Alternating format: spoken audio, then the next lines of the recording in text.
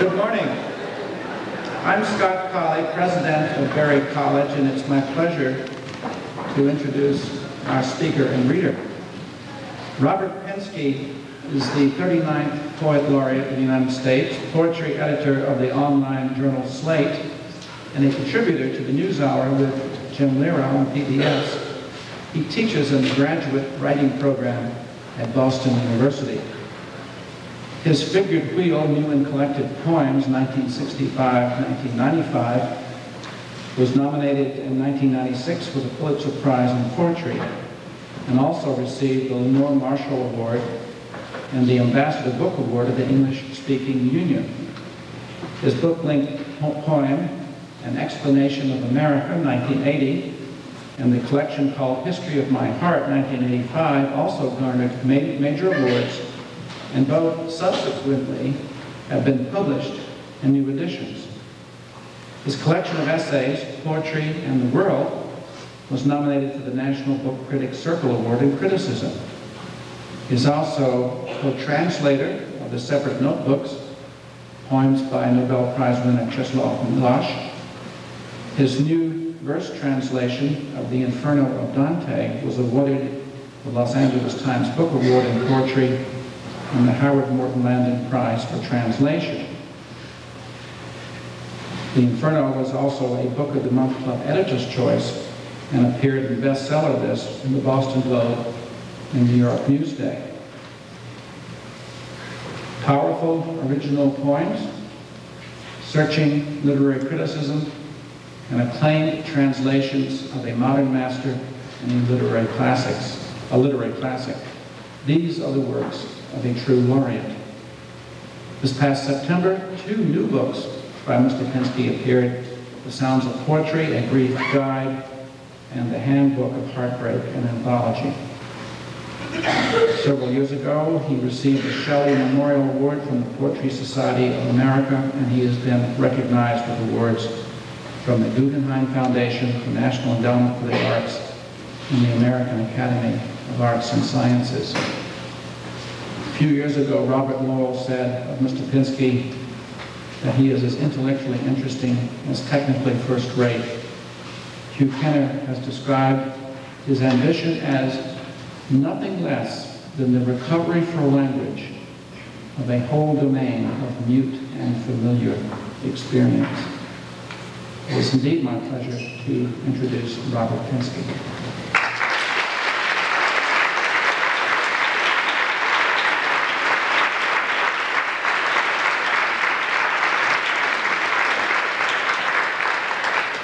Thank you very much for the gracious introduction, and I am truly delighted to be here on this very elegant and attractive campus. I will warn you all. I have a son-in-law from the state of Georgia, and he's introduced me to the word y'all. I will warn y'all that since I do quite a lot of poetry readings, especially in the month of April, which is Poetry Month, it's a benefit and kindness to me if I can vary the routine somewhat.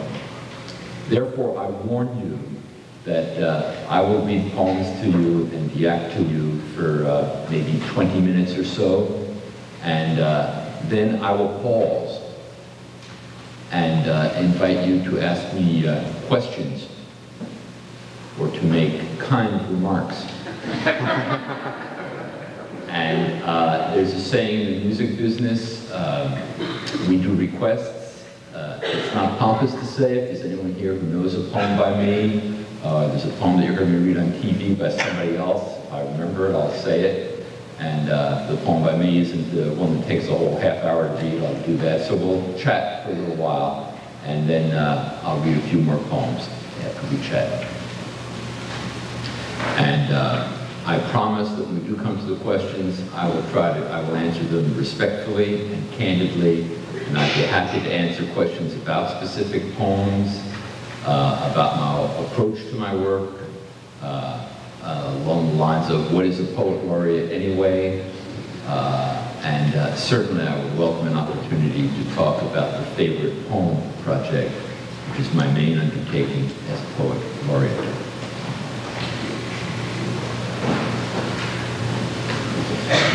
say a few sentences to you about my notion of the art of poetry.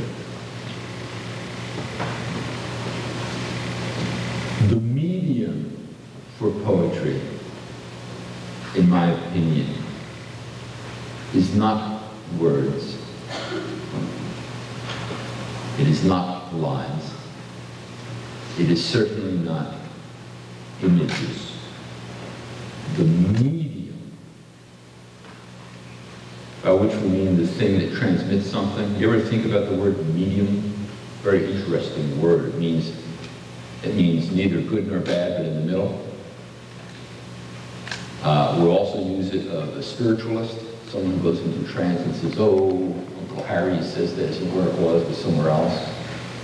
And it's plural, we refer to the news media. It's also the root of when we say to do something immediately. It's all the same word. And what they all have in common is that something between two other things.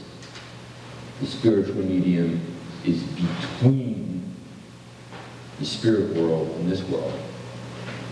The news media come between events in reality and the people who perceive those events through the media. And when you're told to do something immediately, it means nothing intervening, in, without, nothing in between. The medium, the way in which the thoughts and emotions of the poem come to the person who is the consumer. The medium is the column of air inside one human body. The medium is the human voice and not necessarily the artist's voice. The medium for a poem is the audience's body. To me, this explains the recent upsurge, the last decade or so, in the United States, of poetry. I don't know if you're aware, books of poems, the sales of books of poems are way, way up. And poetry readings and the participation I've gotten from the Favorite Poem Project at the website, favoritepoem.org, we're averaging over 10,000 hits a day. I understand the upsurge of interest in poetry as related to the fact that its medium is the audience's body. Poetry inherently, by the nature of its medium, is on an individual human scale. Many of our most attractive, beautiful, splendid, absorbing media are inherently, by the nature of the medium, on a mass scale.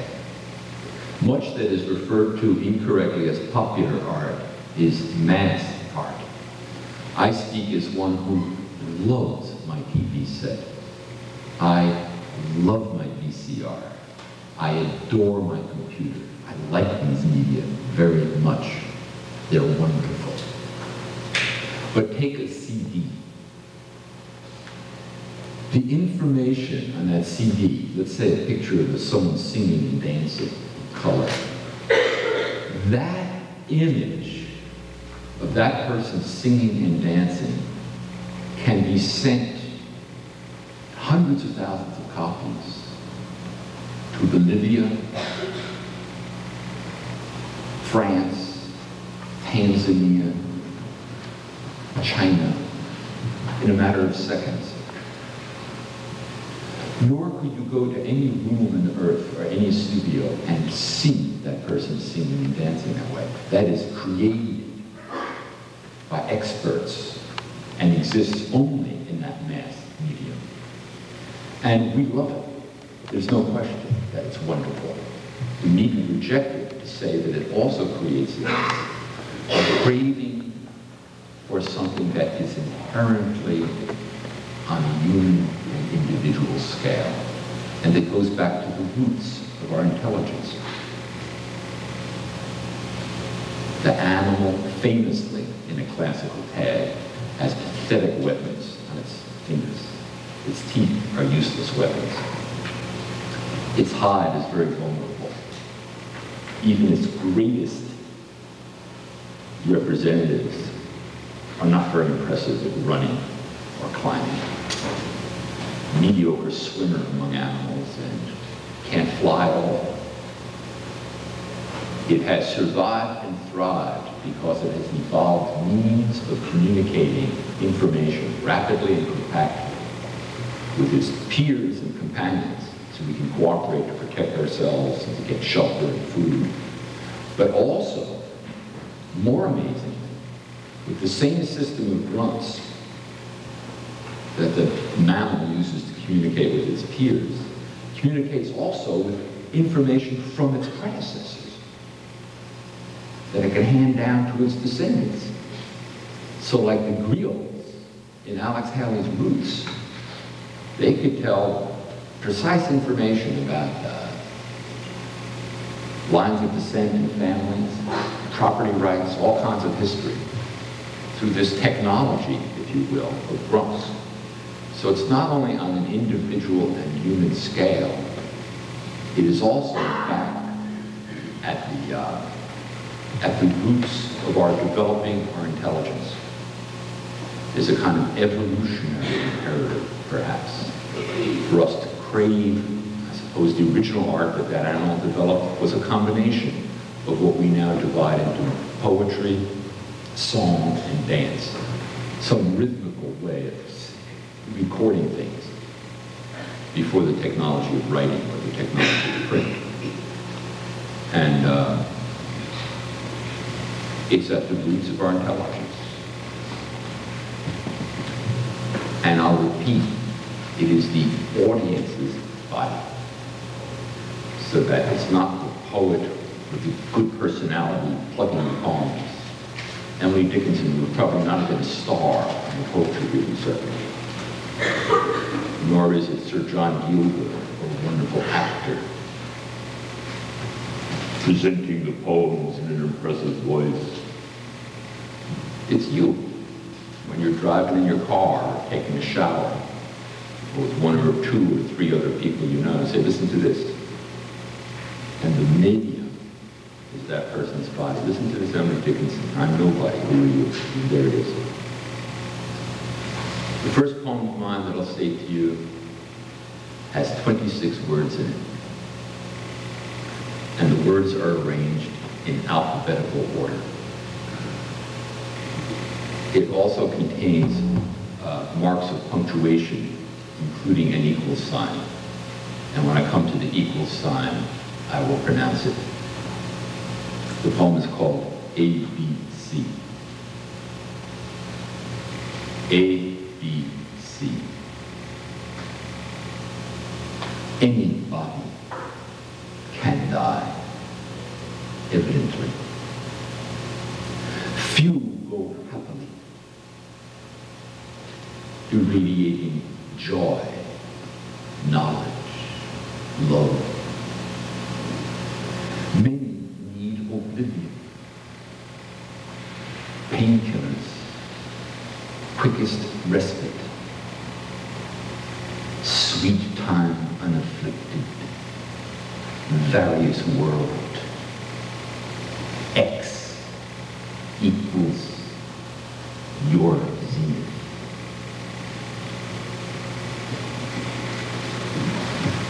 Probably we don't know when the zenith of life is, when the apex comes. I'll say another recent poem to you. This one is called Samurai Song. And it's kind of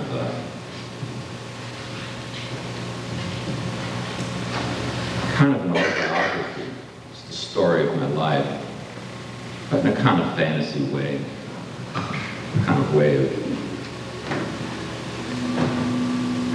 there's a way in which we create a little behavioral code for ourselves, perhaps related to our religion, but separate from it,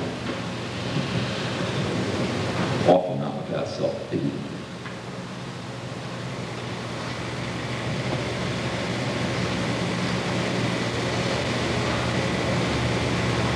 Samurai Song.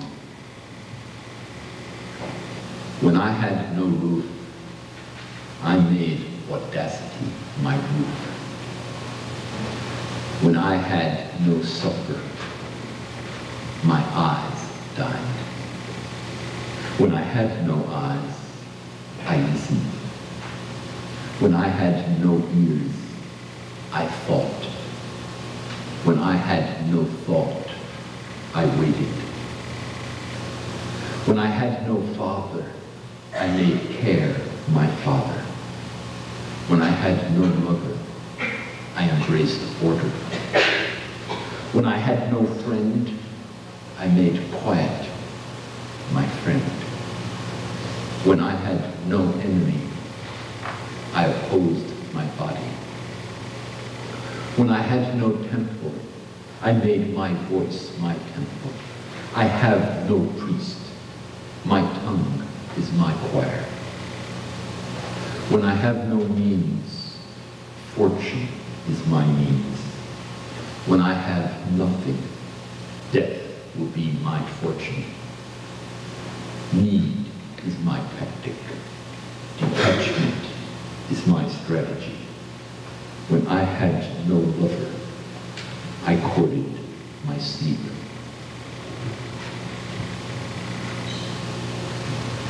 I'll read a couple more poems to you, and then I'll make it your turn. This poem is an attempt to understand the history behind the ordinary object. The conviction behind the poem is that history, most importantly, is not the doings of kings and armies and governments. History is why your body is shaped the way it is, and the color it is, and why you're speaking this language. And history is why there are columns. I'm sure if you count the number of columns, there'd be a reason for that in this building. I guess the rounded Romanesque things and these dentils and columns give it appropriate to the fact that we're in a place called Rome. And why is it called Rome? And why is the carpet the color it is? Every one of these things has a reason. The language in which I'm addressing you is itself a product of a standing history. English has an immense vocabulary because it's the product of rape, expropriation, invasion.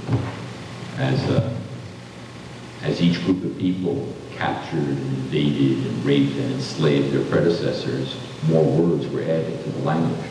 The island was very vulnerable to invasion. I'll digress. There's a hill in Cornwall called Torpenhow Hill. Or a tor in the Scandinavian language of the raiders, the Viking raiders used to raid that Cornish coast. A tor is a high place. And when the Scandinavian raider asked one of his victims or slaves or rapees, what do you call that? Pointing to another of agents, says pen. Pen is a Cornish word for a high place. And he thought it was a particular name, but it was actually a generic name. So it became Tor Pen.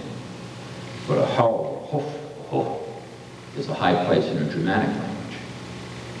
So the place is really called Hill, Hill, Hill, Hill. And that's how English gets this rich, you know, people come from Mars and invade us, it'll be Hill, Hill, Hill, Hill, Whoa. That wasn't a poem, that was some poetry reading That was some poetry reading the poem. The poem is called Shirt, and it is in iambic pentameter. Don't hardly get that name. Shirt. The back, the yoke, the yardage, lapped seams, the nearly invisible stitches along the collar turned in a sweatshop by Koreans or Malaysians, gossiping over tea and noodles on their break, or talking money or politics, while one fitted this arm piece with its overseam to the band of cuff eye button at my wrist. The presser, the cutter, the wringer,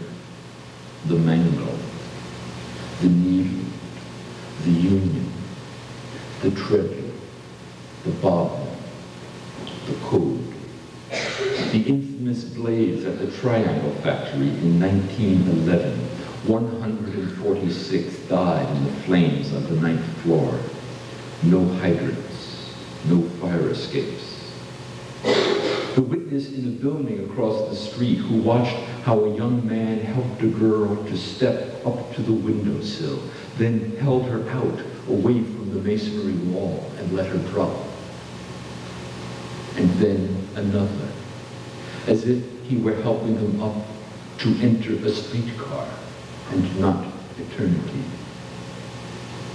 The third, before he dropped her, put her arms around his neck and kissed him. Then he held her into space and dropped her. Almost at once, he stepped to the sill himself. His jacket flared and fluttered up from his shirt as he came down, air filling up the legs of his gray trousers, like Hart Crane's bedroomite, shrill shirt ballooning. Wonderful how the pattern matches perfectly across the placket and over the twin bar-capped corners of both pockets, like a strict rhyme or a major chord.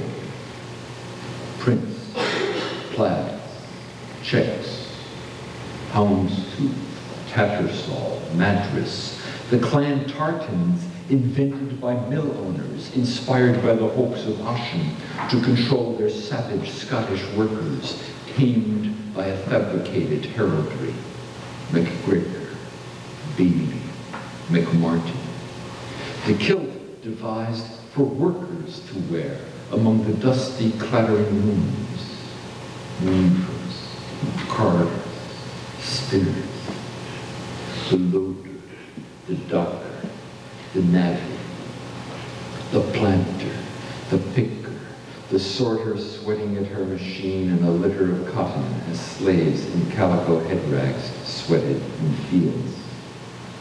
George Herbert, your descendant is a black lady in South Carolina. Her name is Irma, and she inspected my shirt. Its color and fit and feel and its clean smell have satisfied both her and me. We have culled its cost and quality down to the buttons of simulated bone, the buttonholes, the sizing, the facing, the characters printed in black on neckband and tail, the shape, the label, the color, the shade, the shirt.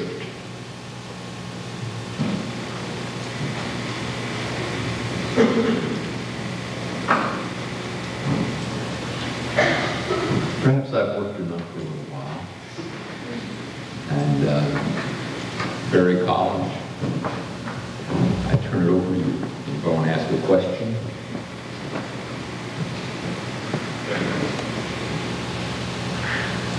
Yes, sir. A lot of times people ask poets, try to trace poets out by what their influences are. But I'd rather ask you about your early education, say college or graduate school. Are there any professors that had particular influence on you in your formative years that is still resonant in your poetry at all? The question has to do with choosing not to ask about what poets have influenced me, but rather choosing to ask me about my education, what professors and teachers had an influence on me, and what my history and education was like. I grew up in a very sort of hermetic town. It was the equivalent of growing up in a small town in the South. I grew up in Long Branch, New Jersey, where my father and mother went to the same high school as me, as did my aunts and uncles, my cousins, my brother and sister. My grandfather had a well-known bar in the town, Northwood Tavern, where it was across the street from City Hall, where all the policemen and politicians drank. And before he had the tavern in the 20s, he was a bootlegger in Prohibition. And my dad had been a celebrated local athlete. And for a variety of reasons, I didn't do very well in school, especially in high school. In the 8th grade, I was in the dumb class, also known as the bad class. very gradually started to do better in high school. And the main thing, the only thing I ever excelled in school was music. And I was very ambitious to be a musician. I played the saxophone in a band. Very inglorious, high school dances and playing bars and weddings and bar mitzvahs and things like that. But it gave me something, it gave me a confidence I could pursue. In my graduating class, I was certainly not the most literary boy or the most brilliant boy, I was the most musical boy. And I had a wonderful shop teacher named Angus McWithy. And Mr. McWithy was fair, stern, exacting, and some of the ways he told us things stayed with me and related to what I try to do in poetry. Like a piece of wood, basic things here make it straight, smooth, and square, through essence. And you have a cross cut from a rip saw because the teeth and a rip star are like the upright and the angled leg, 45-degree angle of the letter R. And I also had a very good Spanish teacher, Armin Polito, who was also a football coach. But mostly I was not happy in high school. And then in college, I was very fortunate at Rutgers, my state university. I had amazing teachers. Paul Fussell, well known as the author of The Great War and Modern Memory and other books, was my freshman English teacher. And I studied with Francis Ferguson, who's probably one of the handful of really important American literary critics of the century. And Ferguson had wonderful ideas about action. He was a great teacher of drama. He applied it to things like Dante and everything. I think Ferguson's idea about action, he never talked about the meaning of the work, he talked about the action, what happens in the work. His book, The Idea of Theater, continues to mean a lot to me. So that's a little sketch of that kind of thing. I should say also, when I was a kid, everything has a good side and a bad side. Women were kept out of professions like law and medicine. And single women were sent into a certain kind of closed set of possibilities. As a result, there were these unmarried women school teachers who were ferociously intelligent, competent people, but the social mores at the time meant that they had to become school teachers. So, although I did not cooperate with them very well, I'm aware that I have some very powerful people who nowadays would probably run corporations or performing surgery or something. At that time, they were Miss Davis English teacher, Miss Legal algebra teacher. My generation benefited from that social injustice.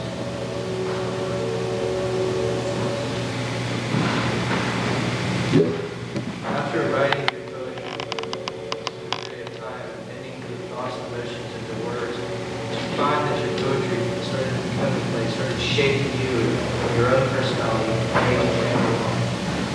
The question has to do with writing poems and your transformed poems, and whether in the course of the time the poems don't begin to shape you back, so that your personality, your nature is affected by the poems.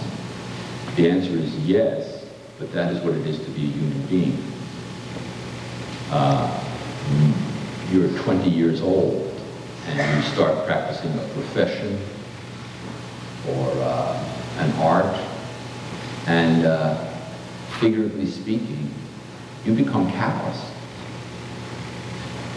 I met the guy who writes those Goosebumps books. His name is Stein. You know, the scary books for kids.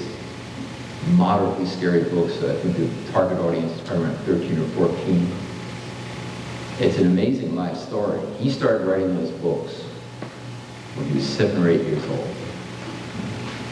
Drawing the pictures, same kinds of pictures as now. He's a millionaire, many times over. And typing the stories for his mom and dad and his brothers with one finger on a typewriter.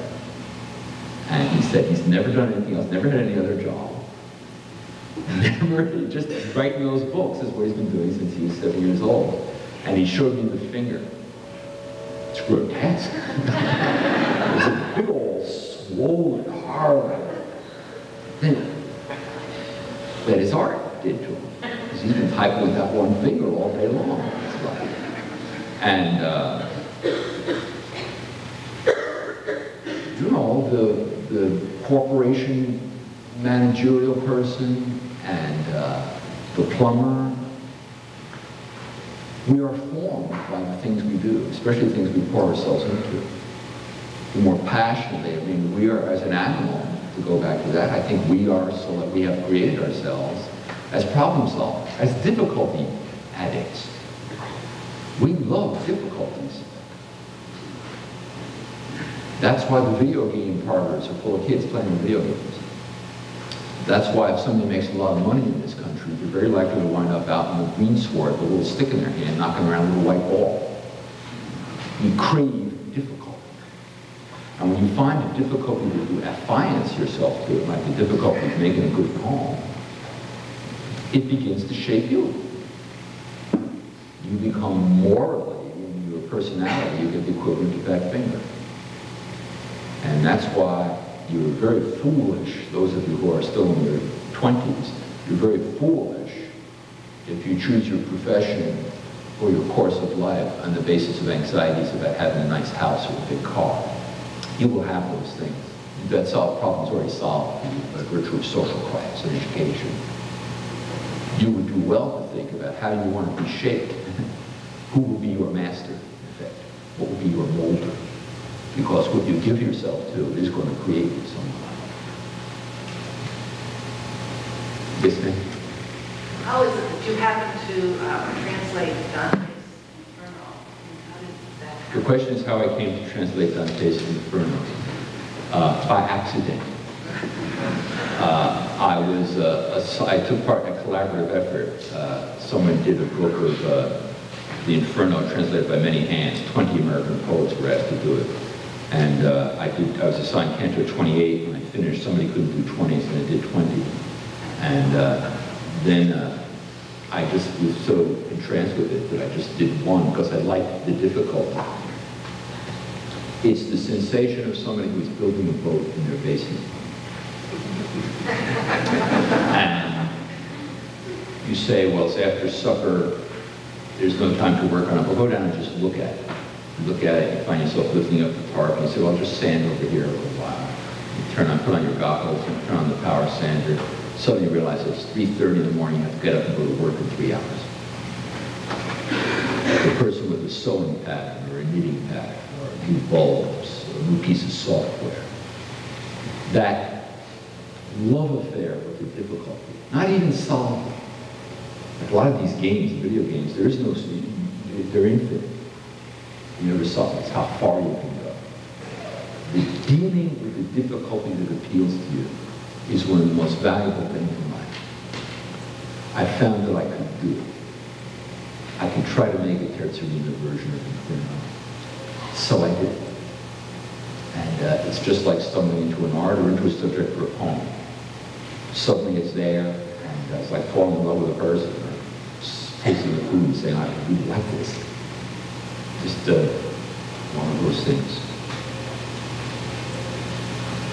When did you begin to realize that you had an inclination in your direction? The question is when I began to realize I had an inclination in this direction. Quick answer is, when I was a kid, I didn't have the word art. It was kind of a lower middle class ambience, but a lot of my fantasies were being an artist of some kind or another. I was the kind of child, if I see a Fred Astaire or a Gene Kelly movie, I'd come out trying to dance. And I had fantasies of being a painter, an actor, certainly a designer. I read a biography of Raymond Miller, and how great to design chairs and toasters and packages, buildings. And all along, I've been thinking about the sounds of words. Like the word sounds, the first S is only just up in your mouth. And the second S also uses your voice box. Like the PH in thin, all up here. The PH in the is also down here. I thought about stuff like that. And rhythms like stuff like that. Then when I got to be 17 years old, I discovered there's an art that was based on what for me was like a nervous tick, like not stepping on the cracks in the sidewalk. It turns out there's an art based on these things. There's a young man back there, yes? Read your poem, Draper from Rwanda. I'd be happy to.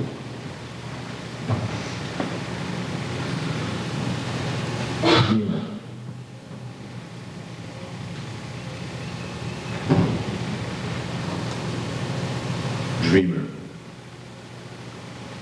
While I lay sleeping, my heart awoke. I heard and saw, but I couldn't stir.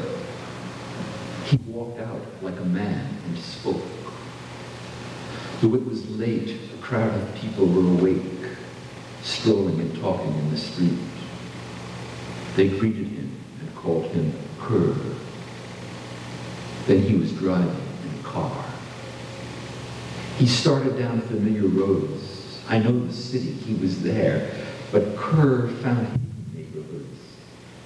At an iron gate that led to steps between facades, I watched him park and climb on foot the passage to an open square with shuttered houses and a bar, a bright cafe where I could see Kerr chatting with the local crowd. Voluble heart, attended to, free, at home, at night. Once, I think, he looked back at me and for a moment saw me wait. I saw his face.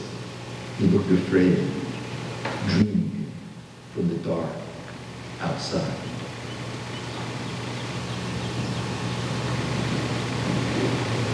Did you read The City Dark? The City Dark. The City Dark is a poem related to that notion that history is in everything. You know, you're grooming the body piers, the way you do your hair, this little work of art that you each make in the morning has a history. And just like your body, you know, there are two people who made you. There's four behind them. 8, 6. Go back a couple of generations, you're made by thousands of people. Anybody who boasts about their ancestry is ridiculous. Go back a couple of 200 years, go back to Shakespeare's time, thousands of people. Anything you name has happened to you in your ancestry. Everybody in this room is descended from a slave. You go back far enough. Everybody in this room is descended from a king. Everybody in this room is descended of somebody who died of starvation. Everybody in the room is a product of a rape. Somewhere back there. Everybody in the room is a product of a love match. Because it widens out. That multiplying by 2 each time, each of those people is multiplied by 2. So it's tens of thousands. And of course, they mated with one another too. So not just a noble sentiment to say we're brothers and sisters, we are. And it's all back there. And the poem, I tried to find a physical metaphor for that vastness of time, a visual metaphor. And I thought of the lights of an immense city when you're coming down in an airplane. And for each light bulb, that would be a new soul. It goes up to make it, it's true. You look at the light bulbs in the city, every one of them has a little purpose, somebody put one there. The City Dark. The City Dark. In the early winter dusk, the broken city dark seeps from the tunnels. Up towers and in gusty alleys, the mathematical veil of generation has lit its torches to light the rooms of the mated and the unmated. The 2 dated behind you, and 4 behind them in the matrix widening into the past. 8, 16, 32, many as the crystal dream cells illuminating the city. Even for those who sleep in the street, there are lights. Like a heavy winter sleep, the long flint cold of the past spreads over the glinting dream vistas of the city, asleep or awake, as if the streets were an image of the channels of time, with 64, 128, the ancestral net of thousands only a couple of centuries back, with its migrations and fortunes and hungers, like an image of the city, where the star-dispelling lights have climbed and multiplied over the tenements and outlying suburbs, like a far past of multitudes behind us in the glistering web of strands crossing, thousands and tens of thousands of lives coupled with their gains, passions, misfortunes. Somewhere in the tangled alleyways, a rig. Somewhere a spirit diffused, wing-like, blind along the stretched wires branching the dark city air or bundled under the streets, coursing surely to some one face, like an ancient song. Do, re, la, sol, sol. Somewhere diaspora, somewhere recognition. Back here, one died of starvation. Here, one thrived.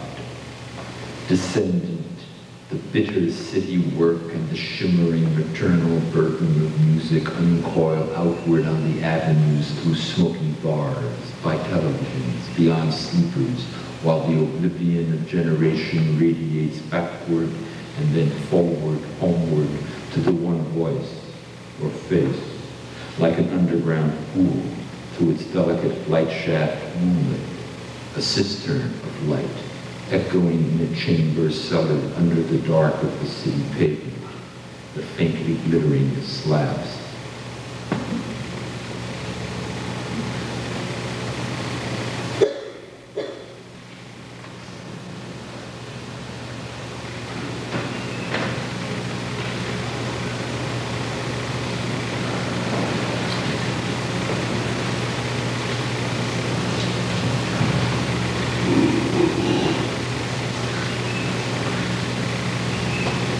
Care to read the figured wheel? Tell us maybe that how you got the idea of that new prayer wheel rolling through the heart of the hill. I'll read the figured wheel and say a little bit about it. So I warn you that I've been a professional teacher for, I don't know, about 25 years. And I know somebody always snaps. I can outlast the silence long if I wait for you to answer the question. Warn you, I will just go forever.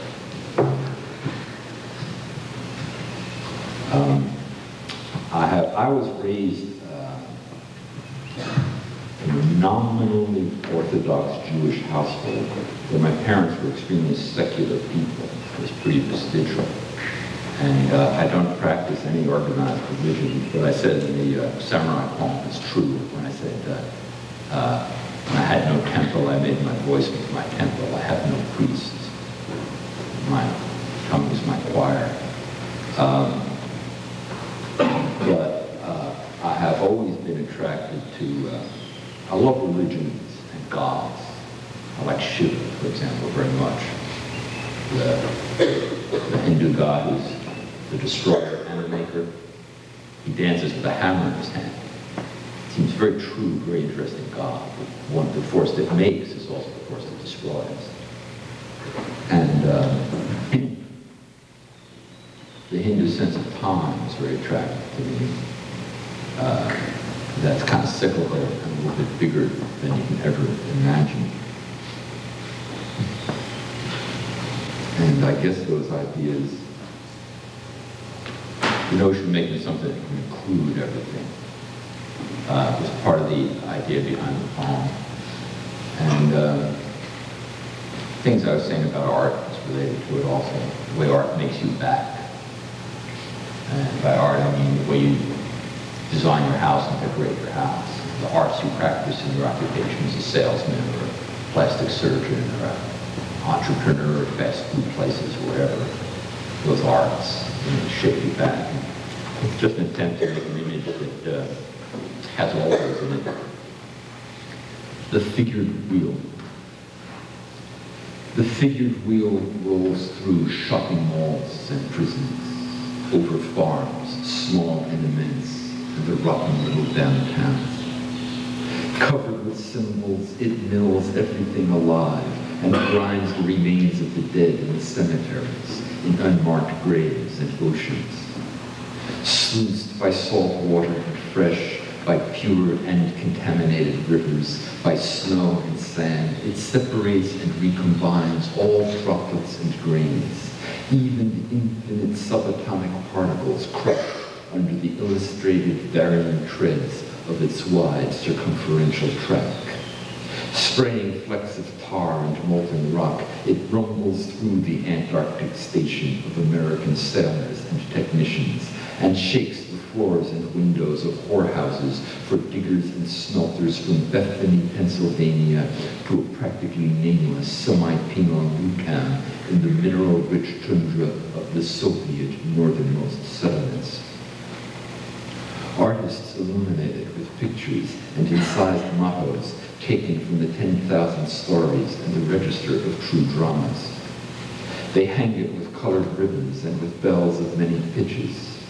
With paints and chisels and moving lights, they record on its rotating surface the elegant and terrifying doings of the inhabitants of the 100 pantheons of major gods, disposed in iconographic stations at hub, spoke, and concentric bands, and also the grotesque demigods, Hopi gargoyles, and Nebo dryads.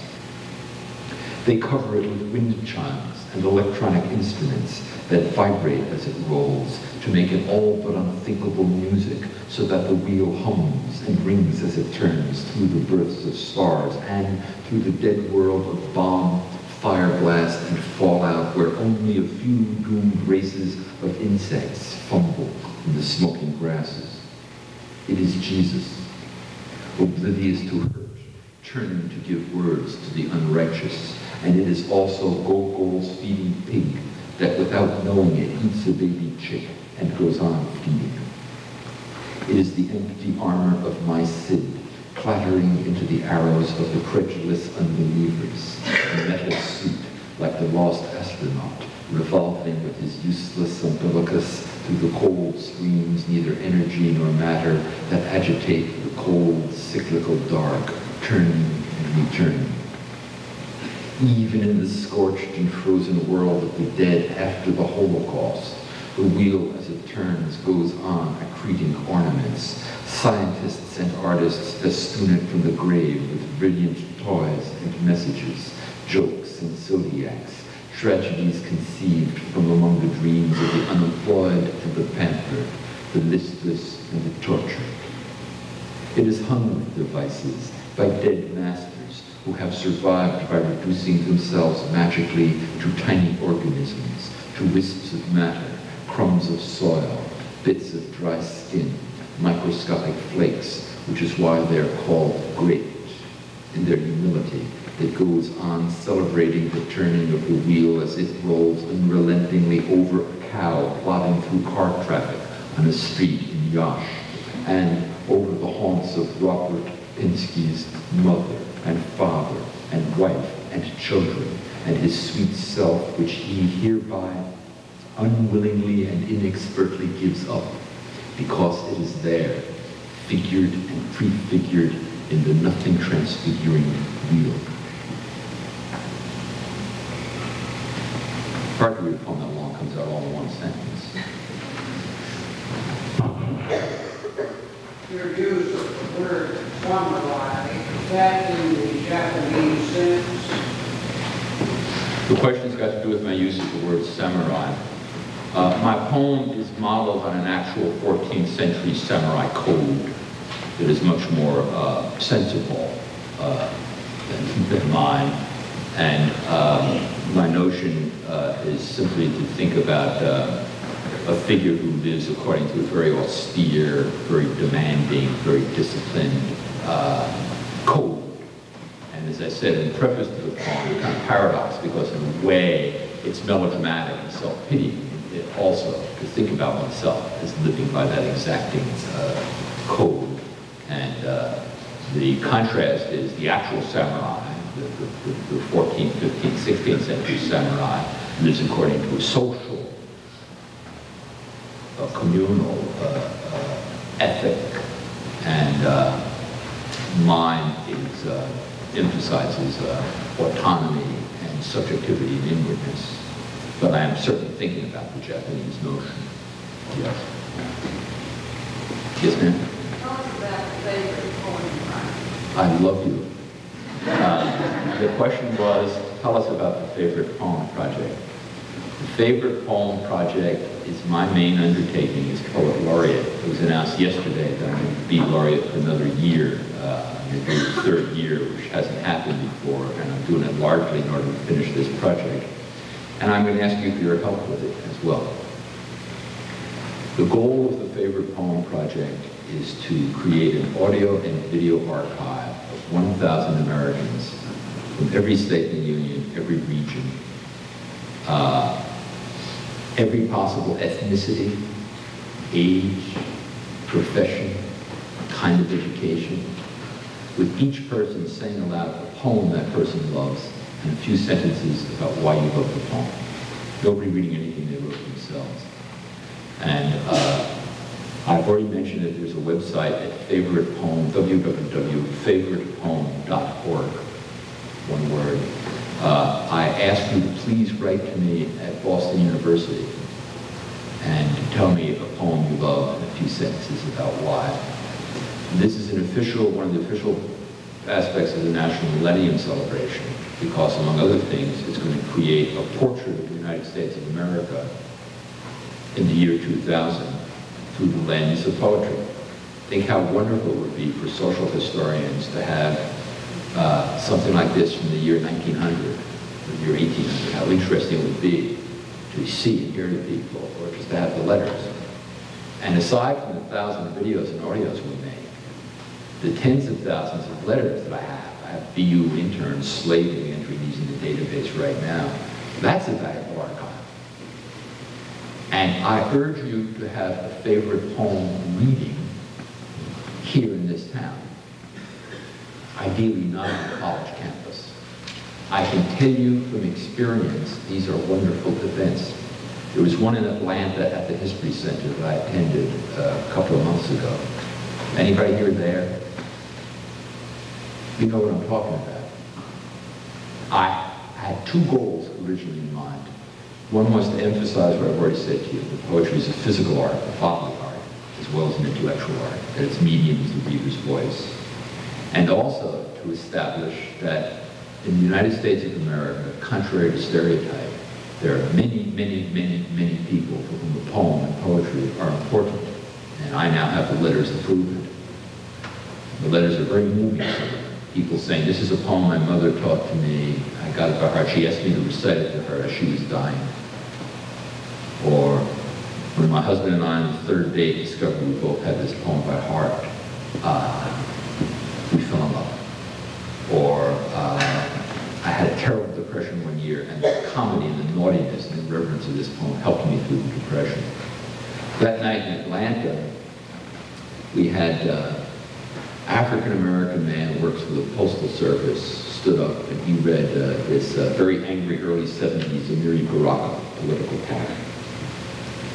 And then he was followed by a woman who was some kind of administrator, and she told about her brother who was commissioned, one of the youngest people ever commissioned an officer in the American Army, age 19.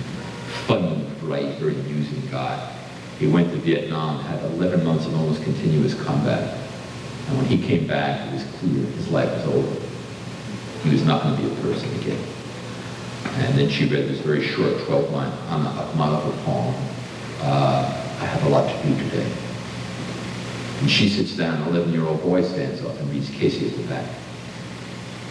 And then he sits down, and the guy who writes, also an African-American guy who writes the gardening column for the Atlanta Constitution gets up and he reads in the St. Vincent Millay poem about spring. And what's interesting is that you can see, they're all up on the stage, you can see that because none of these people are experts, they're all in the same boat, they're respecting one another. Because by turns, each person stands up and says, I'm not an artist. Well, I'm not here in my capacity as an artist. We had a Supreme Court justice of your state on that occasion. I am here as a person who has a treasure. I'm going to show you my treasure.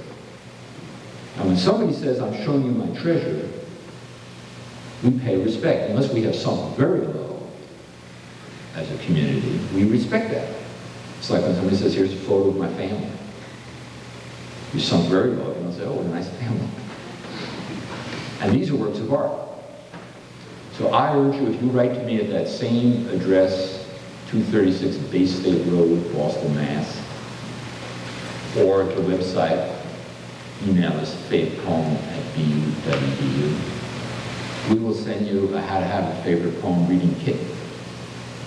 And ideally it would be at a public library. And you would invite school kids, some local preachers. I guarantee you somebody in the city government somewhere, it's not the mayor, it's somebody in the council in Seattle, like the fire chief, Rick Fire and Ice, in uniform. I know now from experience that you could get, in Boston, we had a homeless person who read Emily Dickinson's poem, Begins I'm Nobody, Who Are You? In New York, we had Arthur Schlesinger Jr. and Ed Bradley from 60 Minutes and Reverend Calvin Butts, followed by an adult literacy student. The guy stood up and said, I learned to read at 40. And now I can read poetry that other people can't. What I'm saying is that these are actually good events for communities. And the more variety, the better. And it's not sentimental, it's a fact. So I'm very grateful to you for asking me to talk about the favorite poem project. Relieving you having to say, now I'm going to talk about the favorite poem project. Well, maybe one or two more questions, and then the last time. Yes? Did you read the poem, The Ghost Hammer? The Ghost Hammer? Sure. I'll read The Ghost Hammer and one more poem, and then maybe we'll just call it a day. I've enjoyed talking to you very much.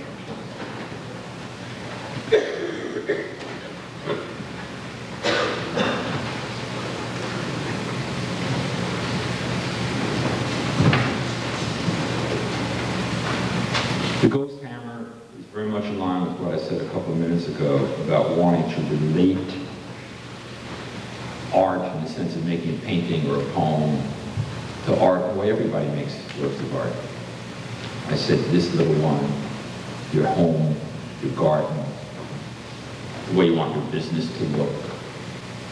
And the same intelligence we have that lets us make the shirt or the home or the business, same intelligence we use to torture people with electrodes in their genitals or the thorns in their teeth, germ warfare, horrible weapons.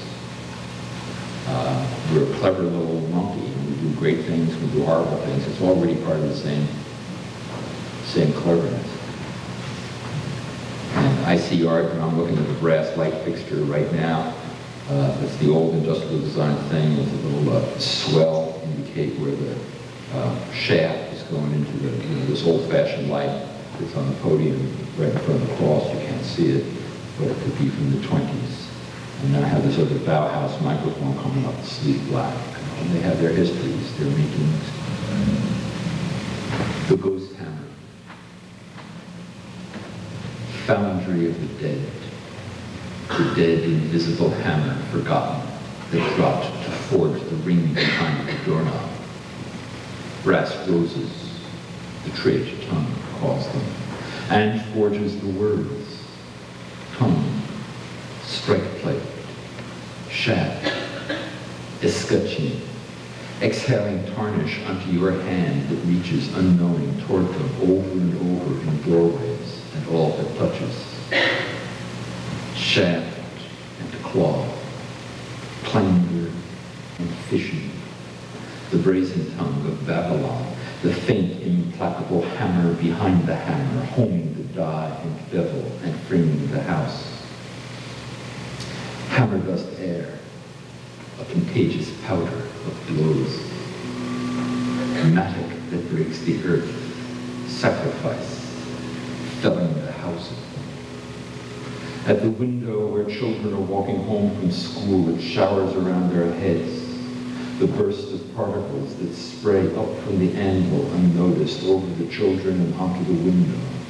Sash, lights, mullion, and sill. Molecules that gild the panes and film the moist pupil of the eye with ashy silver. Air hammer in the street, tireless and violent in a fissure of pavement. War hammer of Tristan or Shiva.